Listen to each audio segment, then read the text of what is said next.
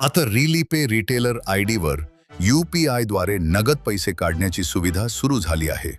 सर्व रिटेलर बंधूंना कळवण्यात येते की आता तुम्ही रिलीपे आयडीमध्ये UPIच्या माध्यमातून नगद पैसे काढू शकता आणि ग्राहकांना रोख रक्कम देऊ शकता. आणि सर्वात महत्त्वाची गोष्ट म्हणजे प्रत्येक ट्रान्झॅक्शनवर तुम्हाला कमिशन देखील मिळेल.